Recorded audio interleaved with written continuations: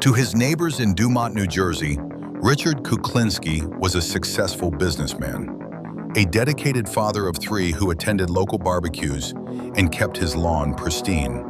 But to the five families of New York, he was something else entirely. He was a ghost, a tool of pure, calculated violence. He was a man who could kill you with a gun, a knife, or a spray of cyanide, and then go home to eat dinner with his kids like nothing happened.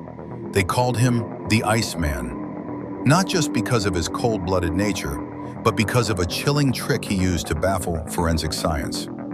Richard Leonard Kuklinski was born in 1935 in Jersey City.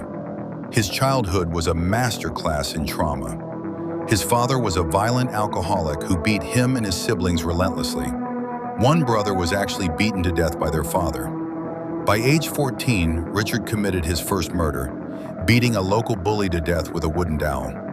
He didn't feel guilt, he felt a rush. In the 1960s, his talents caught the eye of the DeMeo crew, part of the Gambino crime family.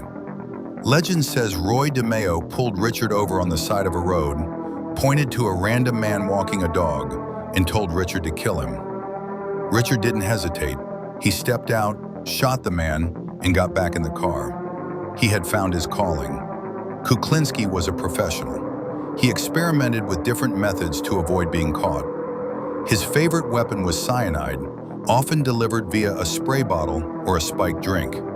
It looked like a heart attack, no mess, no investigation. But his nickname came from his most famous tactic, freezing the evidence. To mask the time of death, Kuklinski would store his victims' bodies in industrial freezers, sometimes for years, before dumping them. When the police finally found the bodies, the biological clock had stopped. The decomposition didn't match the missing person reports, making it impossible for coroners to determine when the murder actually happened. For 30 years, Kuklinski lived a perfect lie. His wife Barbara claims she never knew. While he was out at work, he was disposing of bodies in the Hudson River or stuffing them into barrels. He had two rules: no women and no children. Anyone else was fair game. He once claimed, "I've never felt sorry for anything I've done, except for hurting my family." The ice finally began to melt in 1986. An 18-month undercover operation led by agent Dominic Polifrone trapped Kuklinski. Polifrone posed as a fellow hitman, eventually getting Kuklinski to agree to a cyanide hit on a fictitious person. On December 17, 1986, the man who thought he was untouchable was finally tackled by a swarm of federal agents on a snowy New Jersey street. In prison, Kuklinski became a media sensation. He sat for hours with psychiatrists and journalists, describing his crimes with a terrifying, flat affect. He claimed to have killed Jimmy Hoffa and been involved in the hit on Paul Castellano. Some investigators believe he was a pathological liar who exaggerated his kill count for fame. Others believe the truth is even darker than the 5 murders he was officially convicted of. Richard Kuklinski died in 2006, taking the true number of his victims to the grave.